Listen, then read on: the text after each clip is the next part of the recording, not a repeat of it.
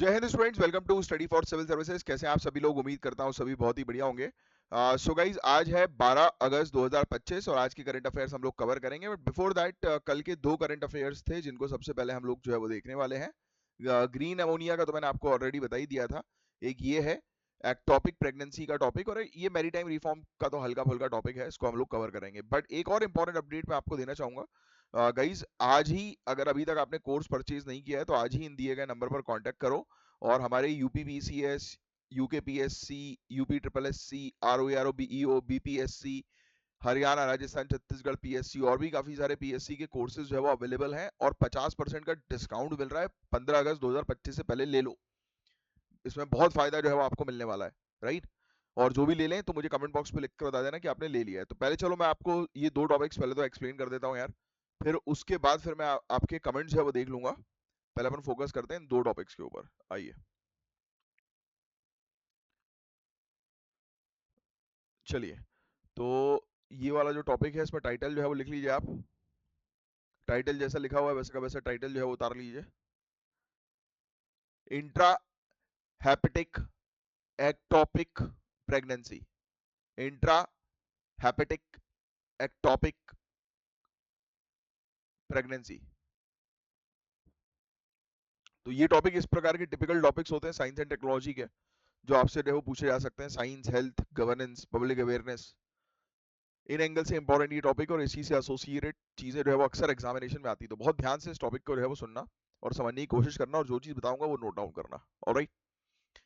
फिर अब बताया जा रहा है कि बुलंदशहर उत्तर प्रदेश में एक रेयर केस रिपोर्ट हुआ है जहां फीटस लीवर के अंदर ग्रो कर रहा था। समझ रहे हो आप? फीटस कहां पर ग्रो कर रहा है? Inside the liver of women. महिला के लिवर में फीटस ग्रो कर रहा है, वूम्ब की जगह लिवर में ग्रो करने लगा। केस आया लाइट में एक्टोपिक प्रेगनेंसी अवेयरनेस डे 1 अगस्त वाले दिन या उसके बाद। ये भी लिख सकते हो आप, एक्टोपिक प्रेगनेंसी अवेयरनेस डे 1 अगस्त को मनाया जाता है। बहुत बड़ा इंपॉर्टेंट टॉपिक है। 99.9% चांसेस है इससे रिलेटेड क्वेश्चन आएगा, क्योंकि ऐसे रेयर क्वेश्चन अक्सर ये लोग उठा लेते हैं। Intra hepatic ectopic pregnancy.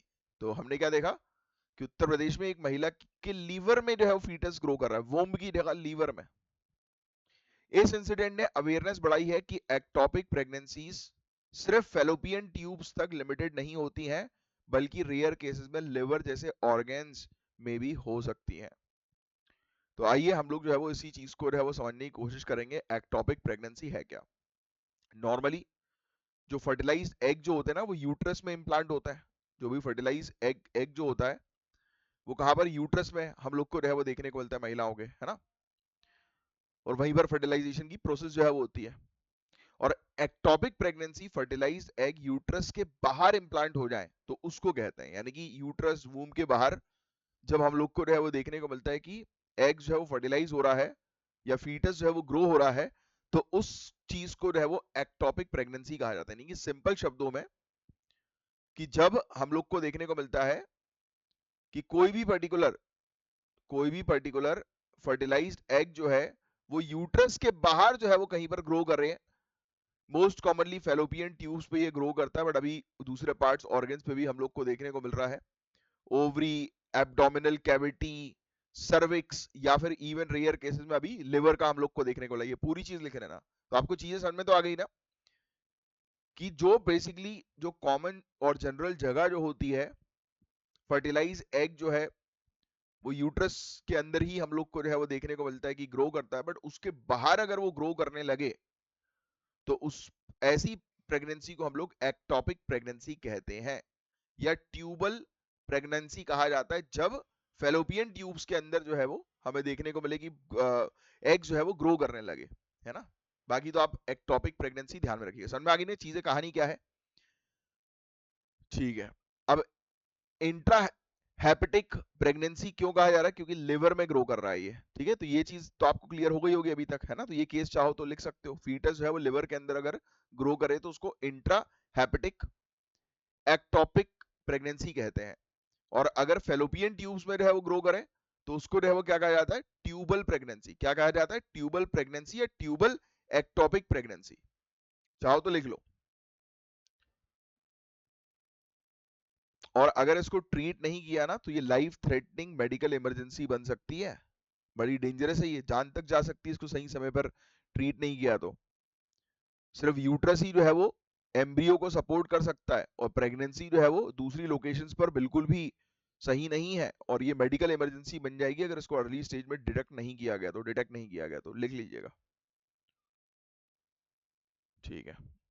अब क्यों हो जाती है ये एक्टोपिक प्रेगनेंसी की मेन वजह जो है वो क्या है, कैसे ये एक्टोपिक प्रेगनेंसी जो है वो होती है? तो फेलोपियन ट्यूब्स इन्फ्लेमेशन की वजह से, इन्फेक्शन हो गया या सर्जरी के बाद भी कुछ ऐसा कोई इन्फेक्शन आया तो उस दौरान ये हो जाता है। कई बार रिप्रोडक्टिव ट्रैक्ट में सही स्ट्रक्चर्स ना होने की वजह से, यानी कि स्ट्रक्चरल प्रॉब्लम है, और फर्टिलिटी ट्रीटमेंट्स की वजह से अच्छा ये भी इसके अंदर जो है बताया हुआ है कि आजकल ये पिल्स वगैरह का चलन जो है वो ज्यादा चल गया है ना, तो उसको भी ज्यादा लेने से जो है वो ये हो सकता है, कॉन्ट्रासेप्टिव पिल्स वगैरह जिसको हम लोग जो है बोलते हैं ना, तो ये चीज है। स्मोकिंग की वजह वजह भी है ये, सिगरेट स्मोकिंग देखिए, तो ये सब चीजें, या फिर एडवांस्ड मैटरनल एज हो गई, यानी कि 35 साल के बाद अगर कोई मदर बन रहे हैं, और आजकल की लाइफस्टाइल में हो यही रहा है कि लेट मैरिज और लेट कंसीव करना, तो ये इस प्रकार के लाइफ थ्रेटनिंग इश्यूज जो है वो हो सकते हैं, तो इसलिए ये टॉपिक आज की डेट के लिए आपके लिए काफी ज्यादा इंपॉर्टेंट है। आइए, इंडिया के अंदर 0.91% से लेकर 2.3% केसेस हम लोग को देखने को मिल रहे हैं, ऐसा हॉस्पिटल बेस्ड स्टडीज के थ्रू पता लगा। ज्यादातर केसेस जो है वो हम लोग को पेल्विक पे देखने को मिले हैं, और अल्ट्रासाउंड के थ्रू जो है वो पता लग गया है, और पूरी दुनिया भर में केसेस में डिक्लाइन हो रहा है, बट इंडिया के अंदर केसेस जो है वो बढ़ रहे हैं क्योंकि अवेयरनेस इससे रिलेटेड जो है वो कम है। इसके सिम्टम्स क्या होते हैं? तो पीरियड मिस हो जाना, है ना, नौजिया होना, ठीक है, ब्रेस्ट के अंदर टेंडरनेस जो है वो होना, कोमलता काफी ज्यादा, है ना, लूजनेस वगैरह इस टाइप से। फिर इसके अलावा सीरियस साइन ये होते हैं कि लोअर एब्डोमिनल में पेन होने लगता है, वेजिना ब्लीड करने लगती है, राइट, शोल्डर पेन होता है, इंटरनल ब्लीडिंग हो जाती है, चक्कर आने लगते हैं, लो बीपी हो जाता है, तो ये सब सिम्टम्स भी लिख लो, आपकी सिम्टम्स क्या है, वार्निंग साइंस क्या है इस चीज के। ठीक है। डायग्नोसिस और ट्रीटमेंट इसका कैसे करना है ये भी लिख लो। यूरिन या फिर ब्लड HCG टेस्ट होता है। क्या होता है? यूरिन और ब्लड का HCG टेस्ट हम लोग को जो है वो देखने को मिलता है, और ट्रांस वेजिनल अल्ट्रासाउंड, ये दूसरी चीज है, trans vaginal ultrasound, HCG test हुआ, और ट्रांस वेजिनल अल्ट्रासाउंड लिख लेना, ट्रांस वेजिनल अल्ट्रासाउंड।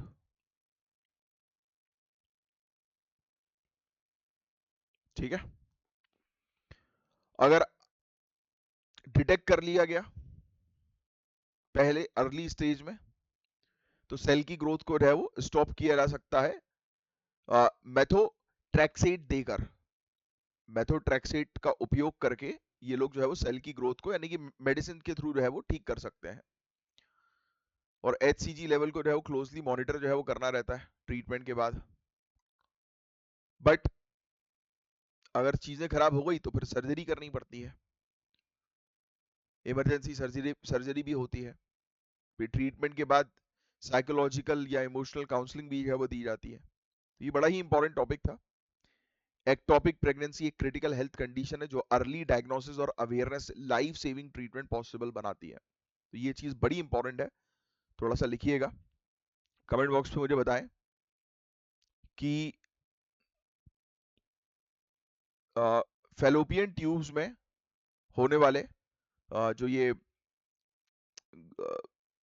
ग्रोथ जो हम लोग को हो जाती है ना फेलोपियन ट्यूब्स में जो है वो देखने को मिलती है कि जब ग्रोथ एग्स की जो है वो ग्रोथ हो जाती है, एग्स या फर्टिलाइज होने लगता है, फर्टिलाइज्ड एग जो है वो इम्प्लांट हो जाता है बाहर फेलोपियन ट्यूब्स में, तो उस प्रेगनेंसी को क्या बोलते हैं? टॉपिक तो आपने ये पढ़ा है, intra hepatic ectopic pregnancy, but मैंने आपको फेलोपियन ट्यूब्स पे इम्प्लांट होने वाले जो फर्टिलाइज्ड एग्स हैं तो उनके बारे में भी बताया कि उनका भी एक टर्म है, तो वो भी मुझे कमेंट बॉक्स पे आप लिखकर बताएंगे। अब नेक्स्ट टॉपिक तो बिल्कुल ही सिंपल सा है, जिसकी आपको एक ऑलरेडी जानकारी है ही।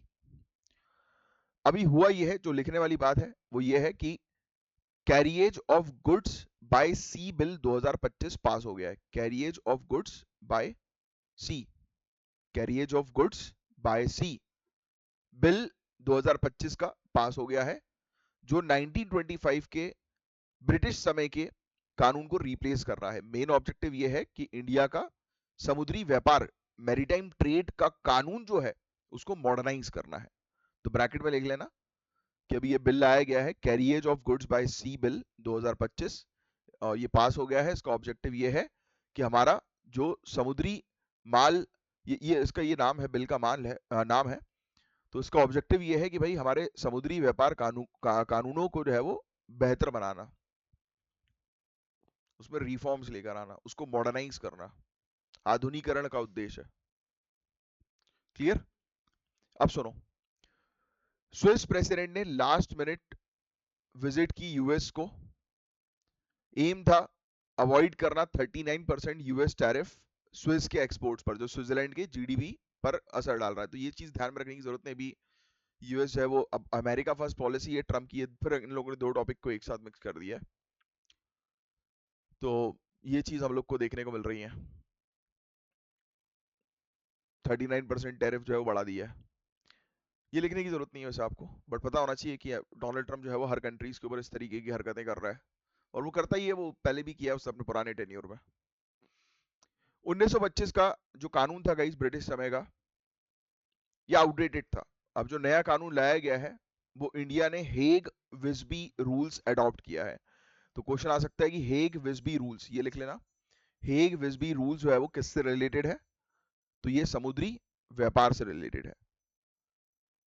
अब जो bills of lading and cargo liabilities के ग्लोबल स्टैंडर्ड्स के साथ अलाइंड है, मतलब कि जो भी व्यापारी मर्चेंट शिप्स वगैरह जो होते हैं ना, तो इनके शिप्स के ऊपर किस प्रकार से पेनाल्टीज लगेंगी, क्या रिस्ट्रिक्शंस लगेंगे, कितनी सख्ती होगी, तो ये बिल्कुल इंटरनेशनल कानून के साथ अलाइन कर दिया गया है, जिससे कि फॉरेन इन्वेस्टमेंट भी हमारी कंट्री में ज्यादा से ज्यादा हो मैरीटाइम सेक्टर के अंदर, और हम इस एरिया में जो है वो अच्छे से ग्रो कर सकें।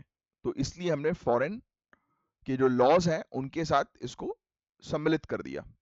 समझ गए आप? आगे बढ़ते हैं। लीगल कोडिफिकेशन जो कैरियर रिस्पॉन्सिबिलिटीज की है, इम्यूनिटीज की है, लाइबिलिटीज की है, वो भी थोड़ी सी कम की गई है, क्योंकि इसी हाई रेस्ट्रिक्शंस स्ट्रिक्टनेस की वजह से जो है वो ये सेक्टर जो है वो ग्रो नहीं कर पा रहा था। तो वो प्रॉब्लम हमने समझी और थोड़ा सा इसमें रिलैक्सेशन दिया। सेंट्रल गवर्नमेंट को पावर दी गई है कि वो फ्यूचर इंटरनेशनल एग्रीमेंट्स, कन्वेंशंस जल्दी अडॉप्ट कर सकें नोटिफिकेशंस देकर। तो ये चीज है, तो इसको इंटरनेशनली जो है वो लिंक करने की जो है वो बात की जा रही है। ठीक है, अब आउटडेटेड लीगल बर्डन जो है वो रिमूव कर दिया जाएगा। इंडिया का image as a potential maritime trade hub जो है वो इंप्रूव होता है, और स्मूथ कार्गो इसमें होगा। अब देखो इन्होंने अब ये वाला टॉपिक इसके अंदर शामिल कर दिया। कंफ्यूज नहीं होना इसमें, ये अलग अलग दो अलग अलग टॉपिक्स हैं, ठीक है ना। तो ये प्रपोजल रखा है, यूएसए ने स्विस के सामान पर 39% टैरिफ प्रपोज किया है। ये अभी तक का हाईएस्ट है, और रीजन यही था कि स्विट्जरलैंड जो है वो 38 बिलियन की ट्रेड सरप्लस में था, mainly gold, pharma, watches, medical devices में। स्विस के प्रेसिडेंट ने यूएस सेक्रेटरी ऑफ स्टेट से बातचीत की है कि भाई टैरिफ जो है वो कम करो भाई। ब्लूम्सबर्ग इकोनॉमिक ने एस्टिमेट किया कि अगर टैरिफ ब्रॉडली इंप्लीमेंट हुआ, स्पेशली फार्मा एक्सपोर्ट्स में, तो स्विट्जरलैंड के जीडीपी में 1% का डिक्लाइन हो सकता है। तो डोनाल्ड ट्रंप की इस हरकत के कारण स्विट्जरलैंड को भारी नुकसान झेलना पड़ सकता है। बस यही है। अब इन्होंने फिर ये वाला टॉपिक जो है वो ऐड कर दिया, जो मैं आपको ऑलरेडी बता चुका हूँ। कंफ्यूजिंग है ये आर्टिकल को रीड करना, बट कोई दिक्कत नहीं, आप मेरी क्लासेस लेते हैं तो आपके लिए कुछ कंफ्यूजिंग नहीं है। जितना मैं बोल रहा हूँ बस उतनी चीज पढ़नी है और उतना नोट डाउन करना है। वीडियो को पॉज करो। विनायक दामोदर सावरकर, वीडी सावरकर जी के बारे में ये क्वेश्चन है। वीडियो को पॉज करेंगे और आप ही बताएंगे इस क्वेश्चन का है वो करेक्ट आंसर। ये इसका एक्सप्लेनेशन अलग ही दिया हुआ है, वीडियो को पॉज करके आप एक्सप्लेनेशन देख सकते हैं। वीडी सावरकर,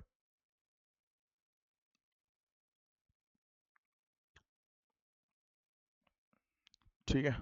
ऐसे ही एक चंद्रशेखर आजाद जी से रिलेटेड क्वेश्चन है भाई। इस क्वेश्चन का तो आंसर आप सभी लोगों को आना ही चाहिए। तो वीडियो को पॉज करो, ट्राई करो इस क्वेश्चन का आंसर देने की। फैक्चुअल इन्फॉर्मेशन के ऊपर आधारित क्वेश्चंस हैं और ये इसका पूरा एक्सप्लेनेशन है। ये मेंस का भी क्वेश्चन दिया गया है, वीडियो को पॉज करके क्वेश्चन नोट डाउन कर लो। चलो अब हम बढ़ेंगे आगे, बट उससे पहले मैं आपके कमेंट्स देख लेता हूँ। चलिए कमेंट आपके जो है वो सुन लेते हैं एक बार, कि क्या बातचीत करना चाहते हैं आप लोग मुझसे, और आंसर्स किस किस ने दिए। मेरे लिए बातचीत से इंपॉर्टेंट होते हैं आपके आंसर्स। तो ईपीएफओ फॉर्म फिल करते टाइम कम लगना है या नहीं, केएम लगना है? श्वेता जी इसको आप प्लीज थोड़ा सा क्लियर कर लेंगे क्या? बिल्कुल, मुझे क्लैरिटी नहीं मिली आपने क्या लिखा है। अच्छा, आयुष जी ने लिखा है कि भैया अच्छा लगता है इस प्रकार का मोटिवेशन सुनना। अच्छा, अभी मैं एक्चुअली आप लोग के लिए वो डाल रहा हूँ अभी, आप लोग के लिए भी और दूसरे स्टूडेंट्स के लिए भी 50% का भी हमारे यहाँ डिस्काउंट चल रहा है ना, तो उससे रिलेटेड मैं एड्स क्रिएट कर रहा हूँ। तो उसमें हाँ, मैं ज़्यादा फोकस करता हूँ मोटिवेशन के ऊपर, कि भाई क्योंकि आप लोग मुझसे पढ़ते भी और आपको पता ही है कि मेरा मेन फोकस जो है वो ये रहता है कि भाई अंदर से आपकी आग को जो है वो जला देना, मतलब अंदर जो आपकी चिंगारी जो है ना उसको आग में बदल देना, कि भाई और फोर्सफुली पढ़ाई पढ़ाई करो, तैयारी करो। तो ऐसा कुछ ढूंढता रहता हूँ मैं, फिर उसके बाद फिर डालता हूँ। हाँ यार, बहुत बढ़िया, अच्छा लगता है ना। फॉरवर्ड भी किया करो उसको यार, और भी लोगों को बताओ, ज़रूरतमंद लोगों को, कि अभी डिस्काउंट चल रहा है, कोर्सेज लें लोग। और जैसे ही आप कोर्स लें मुझे बताइएगा कमेंट बॉक्स पे। इसका पीडीएफ जो है वो कहाँ मिलेगा, लक्ष्मी जायसवाल ने लिखा है। तो इसका पीडीएफ के लिए आप ये दिए गए नंबर पर कांटेक्ट करिए हमारे, आपको बिल्कुल पीडीएफ की पूरी जानकारी मिल जाएगी। देखिए ये नंबर है, ये ज्ञान सर है, और मैं हूँ आपका एजुकेटर कमलाक्ष झा। बहुत बढ़िया, कुशल कुशल का आंसर आया है। बॉबी यादव, सर मेरा बीए फाइनल ईयर है इस बार, तो मैं कर सकती हूँ? हाँ बिल्कुल, बिल्कुल कर सकते हो फाइनल ईयर में। आकांक्षा, मैंने आपके 2-3 दिन पहले, 2-3 दिन से वो नहीं देखे ना comments. Isha Thakur, very good यार। Goldie Alex, Ayushi Singh, Deep Shikha, very good, बहुत शानदार। आकांक्षा अग्निहोत्री,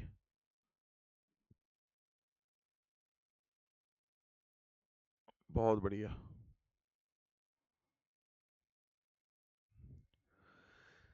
सॉरी, ठीक है। चलो अब हम आज के टॉपिक की तरफ जो है वो आगे बढ़ेंगे। आज भी बड़े ही इंपॉर्टेंट टॉपिक आए हैं यार, मजा आ जाएगा। आज के टॉपिक को जो है वो सुनकर, पढ़कर, समझकर कुछ नई चीज जो है वो आपको जानने के लिए मिलेगी। तो हमेशा इंटरेस्ट के साथ जो है वो चीजें पढ़ा करो। मेरी क्लास सुन रहे हो तो ये करंट अफेयर्स मत देखा करो, ये देखा करो, अरे यार आज तो कुछ नया सीखने को मिलेगा। क्योंकि करंट अफेयर्स इसलिए तो जाना जाता है।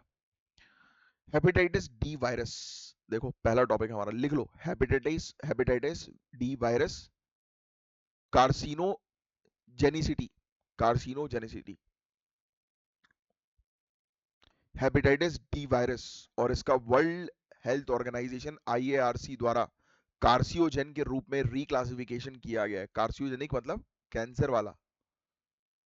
आपको बता दें, वर्ल्ड हेल्थ ऑर्गेनाइजेशन और international agency for research on cancer, IARC, लिख लो, वर्ल्ड हेल्थ ऑर्गेनाइजेशन और आईएआरसी, इसका पूरा फुल फॉर्म लिखना, आईएआरसी, इन्होंने ऑफिशियली हेपेटाइटिस डी वायरस को ग्रुप 1 कार्सियोजेन में क्लासिफाई कर दिया है, लिख लेना। हेपेटाइटिस डी वायरस को रहे वो कार्सियोजेन इन्होंने बोल दिया है, और ग्रुप 1 में इसको शामिल किया गया है। और इसमें हेपेटाइटिस बी और सी वायरसेस भी शामिल है। और ये प्रूवन कारण है लिवर कैंसर के, यानी कि किसी को हेपेटाइटिस बी और सी की प्रॉब्लम है तो लिवर का कैंसर हो सकता है। और मतलब ओवरऑल ग्रुप 1 के अंदर जो हम लोग को देखने को मिलते हैं ना लिस्ट में शामिल, जो भी बीमारी या वायरस होते हैं, और उसको अगर इस ग्रुप में रख दिया, तो इसका मतलब है कि इस ग्रुप में रहने वाले जितने भी, ग्रुप 1 में रहने वाले जितने भी वायरस हैं या डिजीज हैं, वो कैंसर का रूप ले सकती हैं। रिसर्च द लेंसेट ऑन्कोलॉजी ने दिखाई कि H D V infection, hepatitis D virus के इन्फेक्शन से लिवर कैंसर का रिस्क हेपेटाइटिस बी वायरस के कंपैरिजन में 2 से 6 गुना ज्यादा है। ये भी लिख लेना, सबसे डेंजरस हेपेटाइटिस डी वायरस देखने को मिल रहा है, इसमें और ज्यादा कैंसर होने की संभावना है। लैंसेट की रिपोर्ट बता रही है कि करीब 6 गुना ज्यादा, 2 से 6 गुना ज्यादा का रिस्क है, काफी रिस्क है। हर 30 सेकंड में एक व्यक्ति हेपेटाइटिस इन्फेक्शन की वजह से सीवियर लिवर डिजीज या लिवर कैंसर से मर रहा है। हर 30 सेकंड में, समझ रहे हो? लिख लो, एक व्यक्ति पूरे दुनिया में हर 30 सेकंड में मर रहा है बिकॉज ऑफ लिवर डिजीज या लिवर कैंसर। इसलिए इट इज वेरी इंपॉर्टेंट आज की दुनिया में भाई, खुद का और अपने पेरेंट्स को जो है वो अच्छे न्यूट्रिएंट्स प्रोवाइड कराओ, सप्लीमेंट्स प्रोवाइड कराओ, बट नेचुरल, केमिकल वाले नहीं। जितना हो सके उतना अपनी हेल्थ को जो है वो मेंटेन रखो। मैंने अब चालू कर दिया भाई अपनी हेल्थ पर जो है वो काम करना। मैं बहुत सालों से बस सिर्फ ऐसे ही बोलता था, बट अब जेन्युइनली बहुत तगड़ा काम करना मैंने शुरू कर दिया है। लास्ट वीक करीब 2.05 kg वजन मैंने कम किया अपना, क्योंकि मैं ओबीज हूँ भाई, तो अभी उस पर बहुत ज्यादा काम कर रहा हूँ। तो आपको भी अपनी हेल्थ पर जो भी खा रहे हो अच्छा खाओ, न्यूट्रिशियस खाओ, है ना, फालतू का बाहर का अवॉइड ही करो भाई, क्योंकि बहुत बुरी स्थिति जो है वो होती जा रही है। देखो आप, लोग हर 30 सेकंड में मर रहे हैं यार, कितना खतरनाक है ये। ग्रुप 1 कार्सिनोजन के एग्जांपल्स याद रखो, टोबैको, एस्बेस्टोस, हेपेटाइटिस बी, सी, हेपेटाइटिस डी, ये सब हम लोग को देखने को मिलता है। मतलब टोबैको कॉजेज कैंसर बोलते हैं ना, वो ग्रुप 1 में आता है इसके, वर्ल्ड हेल्थ ऑर्गेनाइजेशन के कार्सिनोजन ग्रुप 1 में, और उसी में हेपेटाइटिस बी, सी, डी वायरस भी है। अब हेपेटाइटिस डी वायरस के बारे में बात करें तो ये एक डिफेक्टिव वायरस होता है, अपना रेप्लिकेशन इंडिपेंडेंटली नहीं कर सकता। इसके लिए हेपेटाइटिस बी वायरस को होना जरूरी है। मतलब डी वायरस तभी फैलेगा जब हेपेटाइटिस बी उसके साथ हो। सिंपल शब्दों में, इन्फेक्शन दो तरह के होते हैं। को इन्फेक्शन होता है हेपेटाइटिस बी वी, मतलब H B V, hepatitis B virus के साथ साथ इन्फेक्शन करता है ये, या सुपर इन्फेक्शन, पहले से हेपेटाइटिस बी वायरस से इन्फेक्टेड हुआ व्यक्ति हेपेटाइटिस डी वायरस का इन्फेक्शन उसके अंदर आ सकता है। तो हेपेटाइटिस डी वायरस में ये चीज ध्यान में रखना कि ये वायरस जो है वो डिफेक्टिव होता है, खुद से जो है वो बढ़ता नहीं है बॉडी में। इसको बढ़ने के लिए चाहिए हेपेटाइटिस बी वायरस का साथ, यानी कि डी और बी जो है वो आपस में दोस्त है, जिएंगे भी साथ में, मरेंगे भी साथ में। हाँ, बी अकेला जी सकता है, बट डी जो है वो बी के ऊपर डिपेंडेंट है। सिंपल शब्दों में ये समझ लो ऐसा, है ना। या तो ये मान के चलो कि हेपेटाइटिस बी और डी एक साथ रहेंगे, या फिर पहले हेपेटाइटिस बी आ जाएगा, फिर थोड़ी देर बाद डी जो है वो हेपेटाइटिस बी को जो है वो ढूंढता हुआ पहुंच जाएगा उसके पास। तो डी जो है वो बिल्कुल ही निठल्ला टाइप का है, उसको बी की जरूरत पड़ती है, बस ये समझ लो आप। अब कैसे ट्रांसमिट होता है ये भी आपको फैक्ट जो है वो पता होना तो बहुत जरूरी है, कि किस तरीके से रही है इसका ट्रांसमिशन हम लोग को जो है वो देखने को मिलता है। तो आपको बता दूं, पेरेंटल एक्सपोजर पहला point, parental exposure, blood transfusion के थ्रू इन्फेक्शन, यानी कि पेरेंट्स से आ सकता है। दूसरा, वर्टिकल ट्रांसमिशन, मदर से बच्चों को आएगा। तीसरा, सेक्सुअल कांटेक्ट से भी ये फैल सकता है। Asia, Africa, Amazon basin, India में तो लो है, बट हाई रिस्क ग्रुप में अंडर एस्टिमेट होता है, यानी कि इस पर ज्यादा लोग ध्यान देते नहीं है। बट एशिया, अफ्रीका, अमेजोन में बहुत ज्यादा ये इस प्रकार के हेपेटाइटिस वायरस के पेशेंट्स। इंडिया में कम है, बट जो ग्रुप फेस कर रहा है ये प्रॉब्लम, हेपेटाइटिस डी वायरस की प्रॉब्लम, उसमें उतनी, मतलब उसको अंडर एस्टिमेट किया जाता है, उतना ध्यान नहीं दिया जाता। ठीक है। अब इनहेंस कार्सियोजेनिक पोटेंशियल है इसमें, ये लिवर कैंसर का रिस्क 2 से 6 गुना ज्यादा बढ़ा सकता है, जो मैं आपको ऑलरेडी बता चुका हूं, देखो लिखा हुआ है। हेपेटाइटिस बी वायरस जितना कैंसर प्रोन नहीं है, उससे 2 से 6 गुना ज्यादा, यानी कि है तो साला डिफेक्टिव, बट जब बॉडी के अंदर आ जाता है तो ये बिल्कुल तबाही मचा देता है, कैंसर के चांसेस बहुत हाई कर देता है। 15 साल के अंदर 75% हेपेटाइटिस डी वायरस पेशेंट जो है वो सिरोसिस डेवलप जो है वो कर लेते हैं, सोचिए आप। Hepatitis B virus host DNA में इंटीग्रेट हो जाता है। सोचिए आप डीएनए को गड़बड़ कर देगा, मतलब आने वाली जो नस्ल होगी एक व्यक्ति की, उसी में हालत खराब हो जाएगी, उसको भी नुकसान पहुंचा देगा। हेपेटाइटिस बी वायरस के रेप्लिकेशन मैकेनिज्म को हाईजैक करके ऑन्कोजेनिक इफेक्ट को बढ़ा देता है, कैंसर होने के इफेक्ट्स को बढ़ा देता है। रिजल्ट्स एग्रेसिवली डिजीज जो है वो बढ़ती है, जल्दी फाइब्रोसिस, लिवर फेलियर और अर्ली ऑनसेट लिवर कैंसर होने लगता है। यानी कि लिवर में बहुत तेजी से जैसे ही डी वायरस घुसेगा लिवर की बैंड जो है बजाना शुरू कर देगा। और इसकी कोई स्पेसिफिक वैक्सीन नहीं है, लिख लीजिएगा, हेपेटाइटिस डी वायरस की specific. Hepatitis B, hepatitis B virus जो है बी वाला, इसकी वैक्सीनेशन ही इनडायरेक्ट प्रिवेंशन होता है, क्योंकि ये ये बिना बी के तो काम करेगा नहीं, तो इसलिए बी की वैक्सीन जो होती है उसको लगवाना जरूरी होता है। और hepatitis B virus vaccine coverage सिर्फ 50% ही है। ये हेपेटाइटिस डी वायरस प्रिवेंशन के लिए एक बड़ा चैलेंज है। तो डायग्नोसिस कैसे करें इसका? तो ऑब्वियस बात है, सबसे पहले तो ये चेक करना है, आरएनए के अंदर, एंटीबॉडीज के अंदर इसका ब्लड टेस्ट होता है, ब्लड टेस्ट के थ्रू चेक हो जाता है। ट्रीटमेंट लिमिटेड है यूरोप में, ब्लू वर्टाइड, बुल वर्टाइड ऐसा करके एक ट्रीटमेंट हम लोग को जो है वो यूरोप के अंदर जो है वो देखने को मिलता है। तो बोल रहे हैं कि ये एक बेसिकली उपचार है, ये लिख लो, ये ट्रीटमेंट का नाम है BULE वर्टाइड, बूल वर्टाइड, उब्ल्यू वर्टाइड, उब्ल्यू बोल रहा है, उलियू, इलियू, बी साइलेंट होगा क्या, ऊ लिख रहा है, ऊ वर्टाइड।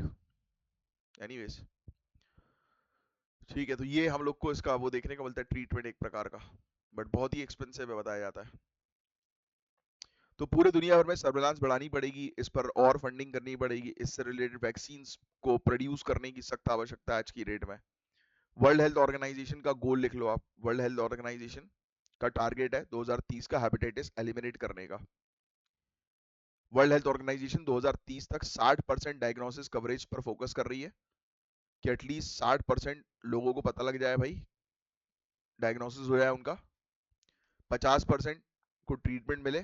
सोचो आप 2030 का ये टारगेट, मतलब आज की डेट में स्थिति कितनी खराब होगी, और मिलियंस ऑफ इन्फेक्शन जो है वो प्रिवेंट हो सके, इस पर मेनली जो है वो टारगेट किया गया है। तो ये गोल्स है वो लिख लेना, गोल से रिलेटेड आपको जानकारी होना अच्छी जरूरी है। अब यही है भैया चैलेंजेस, HPV वैक्सीनेशन प्रोग्राम को और मजबूत करना होगा, स्पेशली हाई रिस्क एरिया में और ऐसी पॉपुलेशन के बीच में जो वल्नरेबल है, पिछड़ी हैं।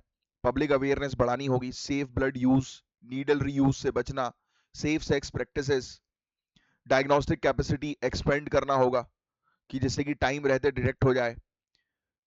Hepatitis D virus specific affordable treatments इसका डेवलप करना पड़ेगा, पॉलिसीज को नेशनल हेल्थ प्रोग्राम के साथ शामिल करना पड़ेगा। तो ये सब चीजें हैं जिस पर थोड़ा सा फोकस करना जरूरी है, कॉमन सी चीज है।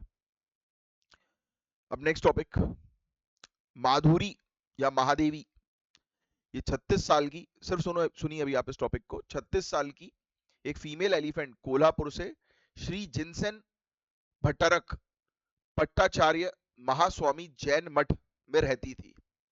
मतलब सिंपल शब्दों में 36 साल की हथनी जो है वो रहती थी एक जैन मठ में। इसको गुजरात के जामनगर में Vantara wildlife rehabilitation centre, ये लिख लो, Vantara's wildlife rehabilitation centre Jamnagar Gujarat में है, इसकी लोकेशन लिख लो, ये पूछ सकते हैं आपसे। Radhe Krishna temple elephant welfare trust भी है ये, राधे कृष्ण ब्रैकेट में लिख लेना इसके। और इसमें रिलोकेट किया गया, मतलब सिंपल शब्दों में कि कोल्हापुर से महादेवी या फिर माधुरी नाम की हथनी जो है वो भेजी गई जामनगर। ठीक है, अब लोकल रेसिडेंट्स और जैन कम्युनिटी का शक था कि माधुरी को परमानेंटली वंतारा जू में हैंडओवर किया जा रहा है, राइट, उनको शंका थी। हजारों लोगों का साइलेंट मार्च हुआ नंदनी से डिस्ट्रिक्ट कलेक्ट्रेट तक, और ये डिमांड की जा रही कि नहीं, हमारी हथनी को वापस लेके आओ। तो सोचो लोकल लोगों का कितना अटैचमेंट था इस हाथी से, राइट। अगर आप डीएम होते तो इस प्रोटेस्ट को कैसे हैंडल करते हैं वाइल इंश्योरिंग एनिमल वेलफेयर, बताइए।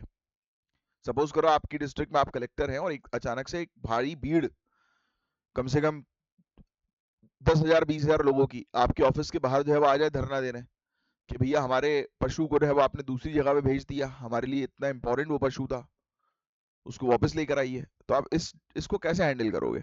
बताओ, मैं सुनना चाहता हूँ आपसे कमेंट बॉक्स पे। तो महाराष्ट्र चीफ मिनिस्टर ने जैन मठ, ये गवर्नमेंट ने जो है वो ये इस प्रकार से वो किया। हाँ, महाराष्ट्र चीफ मिनिस्टर जो है उन्होंने जैन मठ और वंतारा टीम के साथ हाई लेवल मीटिंग करी, अश्योर किया कि स्मूथली जो है वो रिटर्न किया जाए माधुरी को कोल्हापुर में वापस, क्योंकि पब्लिक जो है वो आउटरीच हो गया है, और पब्लिक जहां चिल्लाएगी तो वहां काम तो पब्लिक के लिए करना पड़ेगा, बिकॉज हमारी कंट्री में सबसे पावरफुल कौन है? पब्लिक। और ये पावर कहां से मिलती है? कमेंट बॉक्स पे लिखकर बताओ। और क्यों मैं बोल रहा हूँ कि पब्लिक सबसे ज्यादा पावरफुल है? ये दो क्वेश्चन के आंसर नीचे कमेंट बॉक्स पे लिखकर बताओ। ये पता होना चाहिए आपको, पॉलिटी पढ़ रहे हो तो। ना कोई प्राइम मिनिस्टर, ना प्रेसिडेंट, कोई नहीं। अगर हम रूल्स रेगुलेशंस और बिल्कुल लीगल बेसिस पर बात करें तो पब्लिक इज पावरफुल, लीगल और प्रैक्टिकल।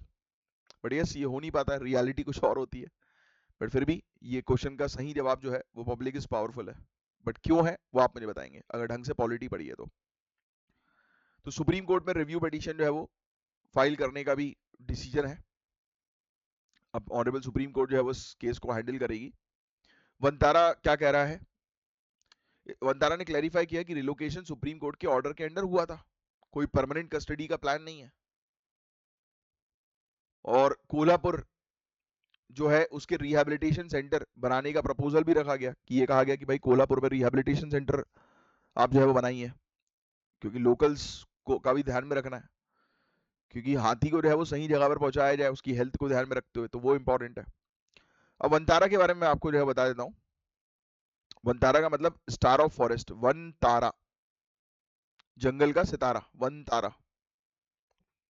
रिलायंस फाउंडेशन का private non commercial wild life rescue and rehabilitation centre है। आपने देखा होगा आनंद अंबानी को घूमते हुए, इनके काफी सारे वीडियोस भी हैं। आनंद अंबानी के द्वारा इसका फाउंडेशन जो है वो किया गया था मार्च 2025 में। न्यूज में भी देखा होगा इसको आपने। और लोकेशन है जामनगर गुजरात, 3500 स्क्वायर फीट के एरिया में फैला हुआ ये वनतारा आपको जो है वो दिखाई देता है। यहाँ पर फैसिलिटीज काफी सारी हैं। Greens zoological rescue and rehabilitation centre 650 एकड़ में, specialise elephant centre, hydrotherapy therapy pools, यानी कि एलिफेंट के लिए पूल्स बनाए गए हैं जहां पर उनकी हेल्थ अच्छी हो सके। आपने वीडियो देखा होगा इनका तो आपको पता लग गया होगा, जिन्हें नहीं देखा यूट्यूब कर लेना एक बार। रिकवरी जोन्स हैं, इमेजिंग सिस्टम्स हैं, 2000 से ज्यादा स्पीसीज इसमें हम लोग को देखने को मिल सकते हैं, 1.5 लाख एनिमल्स के आसपास की कैपेसिटी। प्राणी मित्र अवार्ड भी जो है वो उसको मिल चुका है, ये फैक्ट भी जो है वो ध्यान में रख लीजिएगा। प्राणी Mitra award, Prani Mitra award. Next,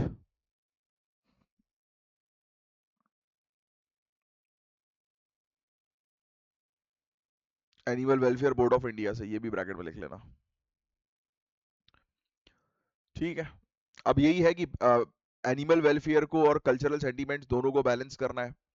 private conservation initiatives के रोल को भी हाईलाइट जो है वो करना है, क्योंकि फैसिलिटीज जो प्रोवाइड करा रही है वनतारा, जहां पर हाई इंफ्रास्ट्रक्चर है, केयर कैपेसिटी अच्छी है, तो इस प्रकार की फैसिलिटीज जो है वो सरकार भी जो है प्रोवाइड कराए। ठीक है, बस यही था इसके अंदर, और कुछ नहीं था, इसलिए ज्यादा लिखवाया नहीं मैंने आपको इस टॉपिक के बारे में।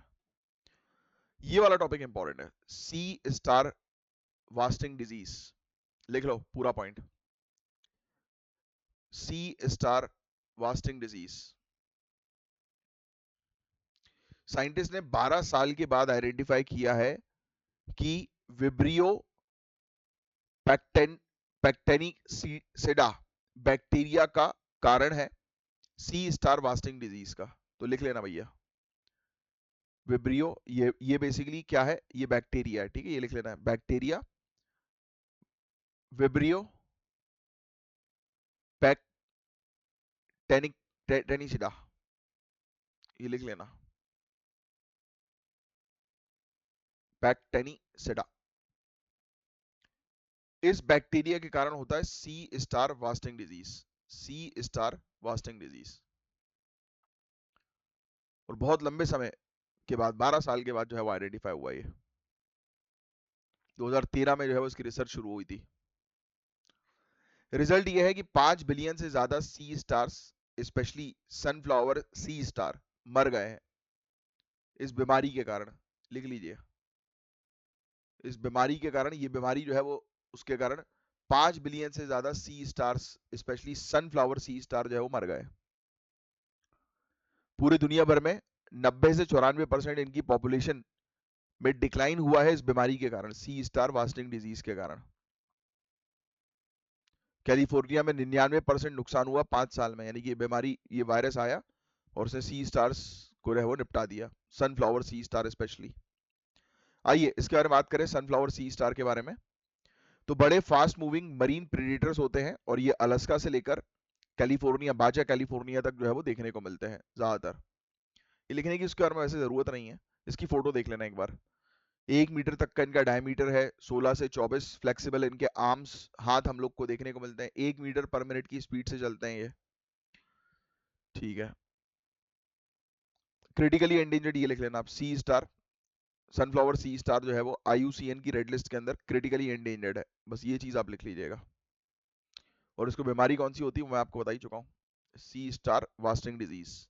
किसके कारण होती है? ये इस वायरस के कारण। बस ये 2 चीज लिखो आप, बाकी और कुछ नहीं है। इसकी फोटो बस एक बार जो है वो देख लेना आप, वो काफी है। क्लाइमेट चेंज और इन सब चीजों से तो इनको नुकसान हो ही रहा है, बट फोटो एक बार और देख लेना बस। चलिए, नीलगिरी तार, इसके बारे में तो मुझे आपको बताने की जरूरत नहीं, आपने देखा ही होगा इसकी फोटोज वगैरह, काफी इंपॉर्टेंट टॉपिक भी है, कई बार सिविल सर्विसेज पूछ चुकी है। तो तमिलनाडु और केरल फॉरेस्ट डिपार्टमेंट ने सिंक्रोनाइज्ड बाय एनुअल सर्वे किया। रिजल्ट ये था कि 2024 के 1031 से बढ़कर 2025 में 1303 नीलगिरी तार हो गए, यानी कि 21% का इंक्रीज नीलगिरी तार में देखने को मिला है। सबसे ज्यादा अक्कामलाई ग्रास हिल्स, जो अनामलाई टाइगर रिजर्व में आती है, और उसके बाद फिर मुकुर्ती नेशनल पार्क, ये 2 जगह पर हम लोग को देखने को मिल रहा है। तो इसके लोकेशन वगैरह थोड़े से जो है वो ध्यान में रखिएगा आप। अक्कामलाई ग्रास हिल्स जो है वो कहाँ पर है, अनामलाई टाइगर रिजर्व, इससे रिलेटेड क्वेश्चन पूछे जा सकते हैं। मुकुर्थी नेशनल पार्क से रिलेटेड क्वेश्चन जो है वो पूछे जा सकते हैं कि इसकी लोकेशन वगैरह, ये थोड़ा सा ध्यान में रखना है। ये सर्वे वगैरह को अपन को ध्यान में रखने की आवश्यकता नहीं है। ये नीलगिरी थार रिकवरी प्रोजेक्ट हुआ था 2022 का, उसी का पार्ट है कि उसमें थार की पॉपुलेशन को बढ़ाने पर टारगेट किया गया। अच्छा, IUCN की रेड लिस्ट के अंदर ये एंडेंजर्ड कैटेगरी में आते हैं, ये लिख लेना, ये जरूरी है, एंडेंजर्ड में है। और वाइल्ड लाइफ प्रोटेक्शन एक्ट 1972 के शेड्यूल 1 में आते हैं, ये 2 चीज लिख लेना, ये 2 चीज इंपॉर्टेंट है आपके लिए। ठीक है, बाकी ये तमिलनाडु, केरल, इन सब जोन में जो है वो पाए जाते हैं। ठीक है, दिखते कैसे हैं तो उसका मैंने आपको बता दिया, फोटो जो है वो देख लेना, बाकी इसके अंदर और कुछ नहीं है काम का।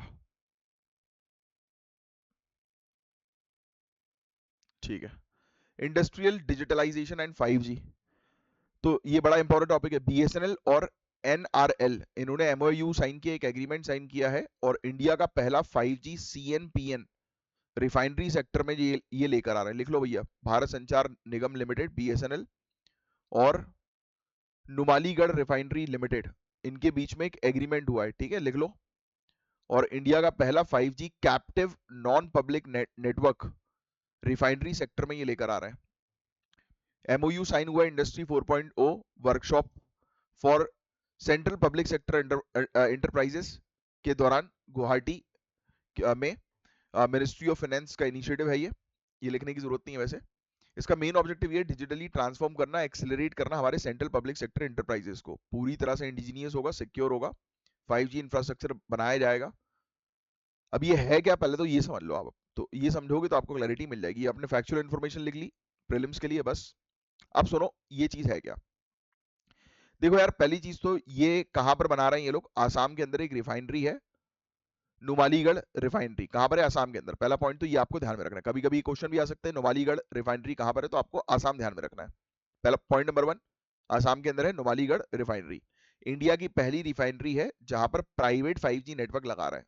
समझ में आ गया आपको चीज क्या है ये, प्राइवेट 5G नेटवर्क, यानी कि जो 5G चलेगा वो सिर्फ नुमालीगढ़ रिफाइनरी के लिए ही होगा, बाकी दूसरे बाहर के लिए नहीं होगा।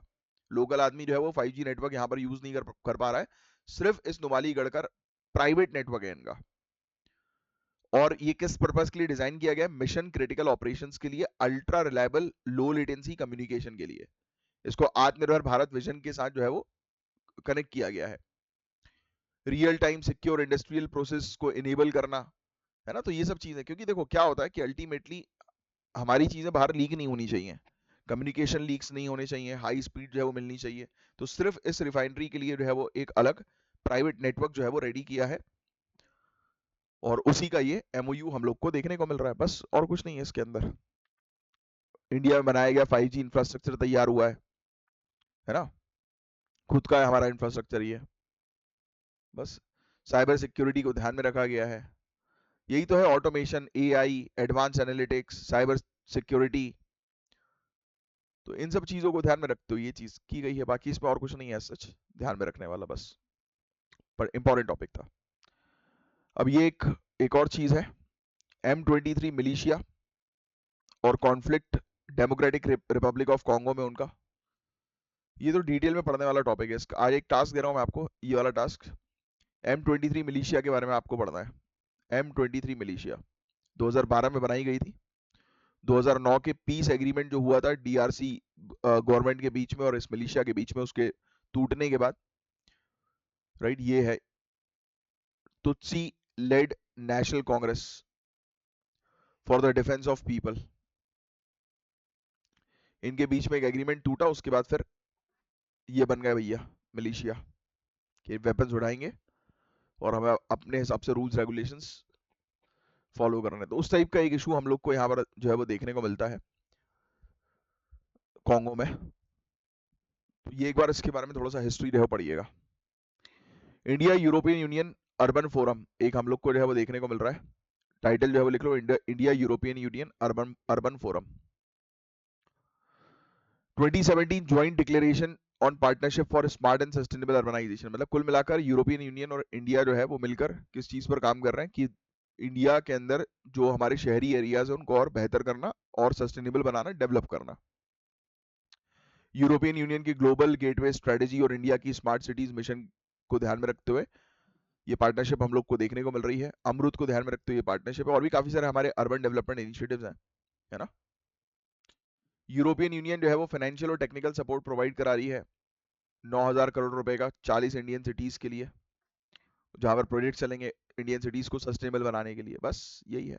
DRC कॉन्फ्लिक्ट से रिलेटेड ये क्वेश्चन है, इसके बारे में एक बार पढ़ लेना, एक दो दिन में शायद क्वेश्चन मतलब ये आ जाए अपने पास टॉपिक डिटेल वाला। ठीक है, चलिए अब बस आज के लिए इतना ही रख रहे हैं गाइस। अब मैं मिलूंगा आपसे कल के लेक्चर में, तब तक के लिए bye bye, take care, have a great day ahead. जय हिंद, जय श्री महाकाल।